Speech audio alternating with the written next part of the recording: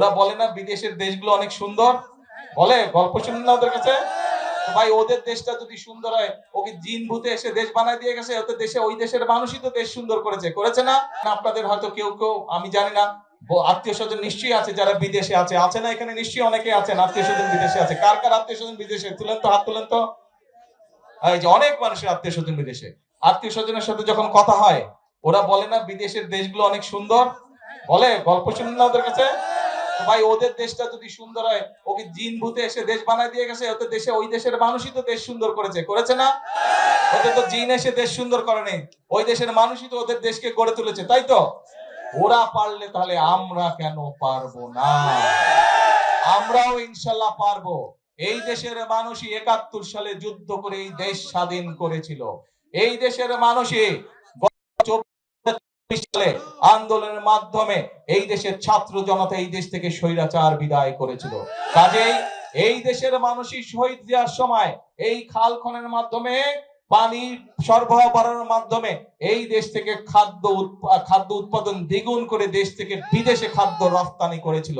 তাহলে এই দেশের মানুষ যদি এতগুলো কাজ করতে পারে, ইনশাআল্লাহ আপনারাই গড়ে তুলতে পারবেন আগামীর ভবিষ্যৎ বাংলাদেশ।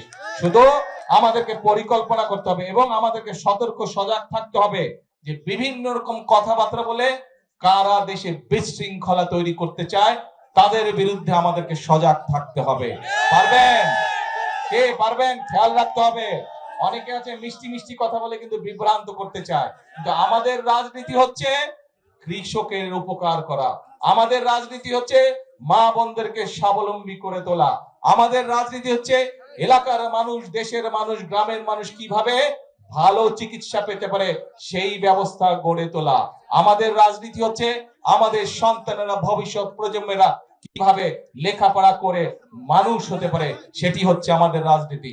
আমাদের রাজনীতি হচ্ছে কি করে মানুষের কর্মসংস্থানের ব্যবস্থা করব, সেটি কৃষিতে হোক, সেটি শিল্পে হোক, সেই ব্যবস্থা গড়ে তোলা। কিন্তু এই কাজগুলো যদি করতে হয়, আমি কিন্তু একা পারবো না। কাকে লাগবে সাথে? কাকে লাগবে? জনগণকে সাথে লাগবে। নির্বাচনে যেমন আপনারা ধানের শীষের সাথে ছিলেন, নির্বাচনের সময় যেমন আপনারা আমাদেরকে সমর্থন দিয়েছেন, এখনো কিন্তু আপনাদের সমর্থন ছাড়া কিন্তু আমরা এই কাজগুলো করতে পারবো না।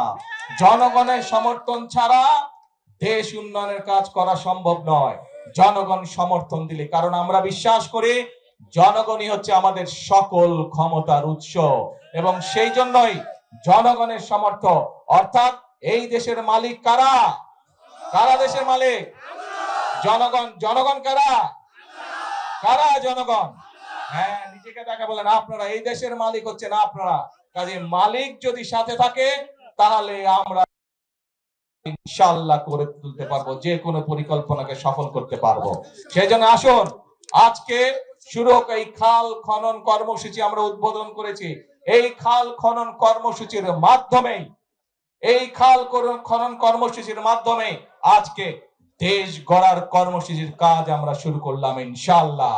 আমরা এই খাল খনন কর্মসূচির মাধ্যমে সেই বাংলাদেশ আমরা গড়ে তুলতে চাই, যেই বাংলাদেশে মানুষ তার নিজের অধিকার প্রতিষ্ঠিত করতে পারবে, যেই বাংলাদেশে মানুষ অর্থনৈতিকভাবে এবং রাজনৈতিকভাবে শক্তিশালী অবস্থানে থাকবে, আমরা সেই বাংলাদেশ গড়ে তুলতে চাই। এবং সেজন্যই আমি সব সময় একটা কথা বলি, সেই কথাটি হচ্ছে করব কাজ, তারপরে কে? তারপরে কে?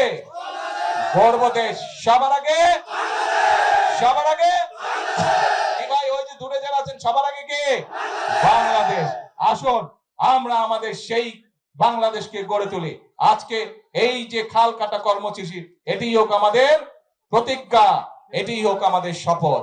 ইনশাআল্লাহ এই খাল খনন কর্মসূচি কতটুকু সফল হলো আমি খবর রাখবো ইনশাআল্লাহ।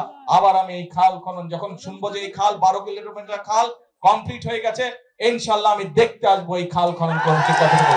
আবার দেখা হবে আপনাদের সঙ্গে এই খালের পাড়ে, ইনশাআল্লাহ আবার দেখা হবে এই এলাকার মানুষের সাথে।